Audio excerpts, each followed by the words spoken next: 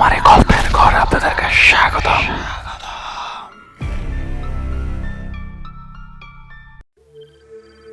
আজকের গল্পের নাম পেপির দক্ষিণ পথ। আপনাদের সঙ্গে আছে আমি হৃদয়। বিলাত থেকে বাংলাদেশে ফিরছি। জাহাজ যখন এডেন বন্দরে, একজন বুড়ো আরব আমার সামনে মোট নামে ভাঙ্গা ভাঙ্গা ইংরেজিতে বুদল, কিউরি কিনবেন, ভালো ভালো কিউরি। কিউরিও কিনবার বাতিক আমার ছিল। কলকাতায় আমার বৈঠকখানা দেখে বন্ধুরা মত প্রকাশ করত।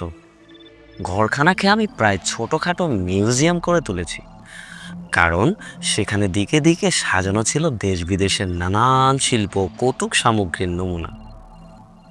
বুড়ো আরবটাকে সংগ্রহে বললুম, খোলো তোমার মোট, দেখাও তোমার মাল। মোটের ভেতর থেকে বেরিয়ে পড়লো রকম বেরকম জিনিস। বেশিরভাগই আজ বাজে ছোট খেলার সামিল, কিন্তু একটা জিনিস বিশেষভাবে আমার দৃষ্টি আকর্ষণ করলে। ছোট চোখে আমার মনের ভাব বুঝে চালাক আরবটা বলল, ওটি হচ্ছে দুর্লভ পদার্থ, 4000 বছর আগেকার মমির পা। প্রাচীন মিশরের সুরক্ষিত বিসূক্ষ্ম মৃতদেহের কথা সকলেই শুনেছে। মিশরের বা আধুনিক ইজিপ্টের জাদুঘরে আমি অনেক মমি দেখেছি। কলকাতার জাদুঘরেও মমির একটি নিদর্শন আছে, যদিও তার অবস্থা ভালো নয়। কিন্তু এই বুড়ো আরবটা যা দেখালে তা গোটা মমি নয়, বিসূক্ষ্ম মনুষ্য দেহের হাঁটুর নিচে থেকে কেটে নেওয়া একখানা পা মাত্র। একেবারে নিখুঁত পা, তার কোনো অংশই একটু নষ্ট হয়নি। জিজ্ঞাসা করলুম, গোটা মমিটা কোথায় গেল? সে বললে, কেউ তা জানে না মহাশয়। এই মমির পায়ের ইতিহাস আছে। প্রায় 4000 বছর আগে প্রথম মহটেব যখন মিশরের রাজা, তখন শেয়ালমুখ দেবতা আনুবিসের মন্দিরের এক পুরোহিত ছিল। নাম তার পেপি। কি কারণে জানি না, রাজা মেন্ডু হটেপের হুকুমে পেপির প্রাণদণ্ড হয়। ঘাতক আগে তার 2 হাত আর 2 পা একে একে কেটে নেয়, তারপরে করে মুন্ডচ্ছেদ। অনেক চেষ্টার পর আমি কেবল পেপের এই ডান পাখানা সংগ্রহ করতে পেরেছি। আমি বুঝলুম বুড়োর এই বাজে গালা গল্পটা ব্যবসায়ীদের একটা চাল মাত্র। তা নিয়ে আর মাথা ঘামিয়ে নি। খানিকক্ষণ দরদস্তরের পর মমির সেই পাখানা আমি কিনে ফেললুম। জাহাজের ক্যাপ্টেন সেখানে নিয়ে যাচ্ছিল।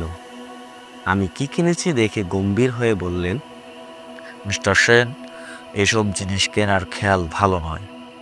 ইজিপ্টের মমিকে তার স্বদেশের বাইরে নিয়ে যাওয়ার চেষ্টা করে আমার কোনো বন্ধু সমূহের বিপদে পড়েছেন, কারণ সেটা হচ্ছে পবিত্র সংগ্রহ উপব্যবহার। কাপ্তানের কথা হেসেই উড়িয়ে দিলুম।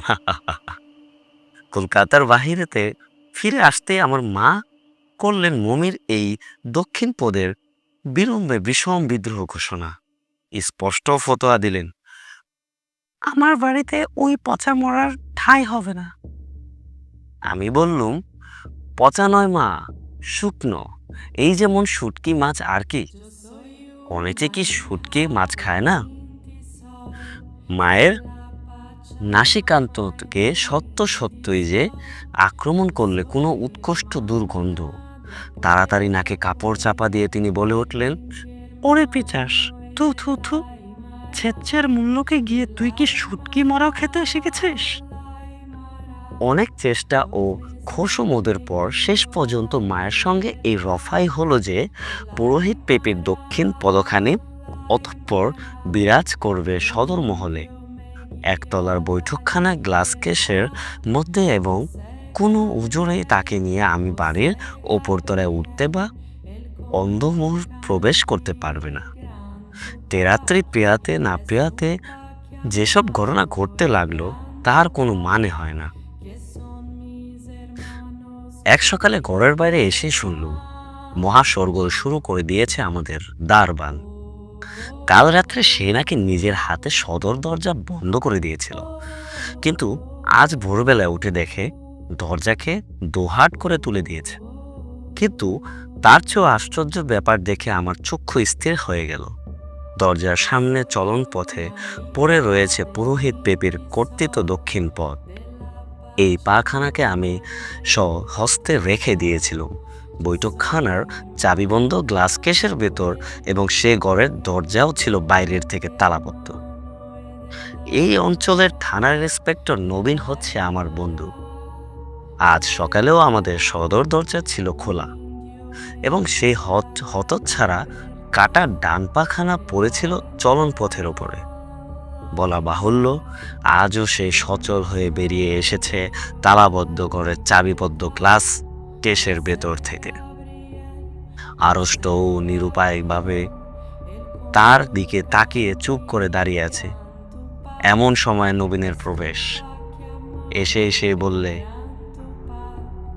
ওহে কাল নিশুতি রাতে এমন একটা ব্যাপারে দেখেছি যা আজও বলা চলে। আজব ব্যাপার। কোথায়?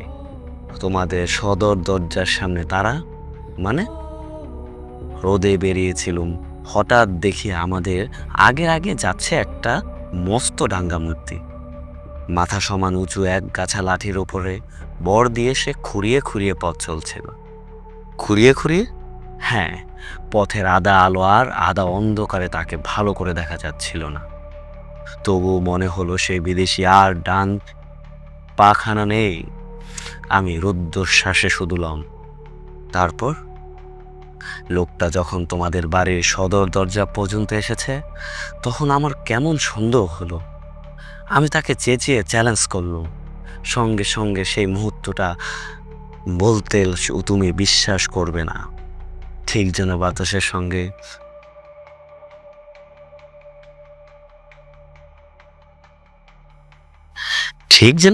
সঙ্গে একেবারে মিলিয়ে গেল। এমন আশ্চর্য চোখে ভ্রম আমার আর কখনো হয়নি। এই কথার উত্তরে কোনো রকম উচ্চবাচ্য করা আমি বুদ্ধিমানের কাজ বলে মনে করলাম না। এবারে চূড়ান্ত ঘটনা। যদি কোনো বিশেষজ্ঞ এই ঘটনা শুনেন, তবে তিনি বলতে পারবেন আমি স্বপ্নচারণ রোগের দ্বারা আক্রান্ত হয়েছিলাম। না, যা দেখেছিলুম তা হচ্ছে হ্যালুসিনেশন বা ভ্রান্তি মাত্র। সে রাত্রে ঘুম ভেঙে গেল আচমকা। 3 তলা ছাদের ওপরে স্পষ্ট শুনলুম ধূপ ধূপ ধূপ শব্দ, যেন কি ভারী পা ফেলে বেরিয়ে বেড়াচ্ছে ছাদের এদিক ও ওদিক পর্যন্ত। চোর নাকি? কিন্তু চোর কি পদচারণা করবে এমন সশব্দে? দৌড়ে গিয়ে উঠলুম ছাদের উপরে। অন্ধকার ঘুটঘুটে রাত, কিন্তু দুর্ভেদ্য অন্ধকার ভেদ করে ফুটে উঠেছে এক অদ্ভুত মূর্তি, ঠিক যেন পুরো অথচ স্বচ্ছ কালো মেঘ দিয়ে গড়া এক আশ্চর্য মনুষ্যত্ব দেহ, এবং তার মেঘবরণ মুখমণ্ডলের মধ্যে জ্বলছে স্থির বিদ্যুৎ মগ্রের মতো দুটো স্তম্ভ চক্ষু। সম্বিতের মতো দাঁড়িয়ে রইলুম 2 মিনিট, কি 2 ঘন্টা জানি না। আচম্বিতে যেন অন্য জগতে থেকেই জেগে উঠল ভোরের পাখিদের প্রথম কাকলি। সঙ্গে সঙ্গে শুনলুম বিমর্ষ আর্তনাদ। সবাই রোমাঞ্চিত দেহে দেখলুম সেই অসম্ভব মূর্তিটার বাম হাতখানা দেহ থেকে বিচ্ছিন্ন হয়ে ছাদের ওপরে গিয়ে ঠিকরে পড়ল। তারপর আবার আর্তনাদ, এবং বিচ্ছিন্ন হলো তার ডান বাহু। আবার আর্তনাদ, এবং এবারে বিচ্ছিন্ন হলো বাম পদ। তারপর মূর্তিটা একেবারে শুয়ে পড়ে আবার আর্তনাদ করে উঠল, এবং তার বিচ্ছিন্ন দক্ষিণ পদখানা বিক্ষিপ্ত হলো আমার পায়ের কাছে। তারপর আর আর্তনাদ শুনলুম না, কেবল দেখলুম মূর্তির ধর থেকে বিশুদ্ধ হয়ে গেল মুন্ডুটা। নিভে গেল 2 অগ্নিচক্ষু, এবং ফিনকি ছিটে ছুটতে লাগলো রক্ত আর রক্ত আর রক্ত। আর আমি সইতে পারলুম না, মাথা ঘুরে পড়ে গেলুম সেখানেই। ছাদের ওপরেই চোখ ফেললুম প্রথম রোদের ছোঁয়া পাওয়ার সঙ্গে সঙ্গেই। আমি একলা, কেবল আমার পাশে পড়ে রয়েছে মমের সেই দক্ষিণ পথ। সে অভিশপ্ত বস্ত্রটাকে গঙ্গা জলে বিসর্জন দিয়ে স্নান করে বাড়িতে ফিরে এলুম।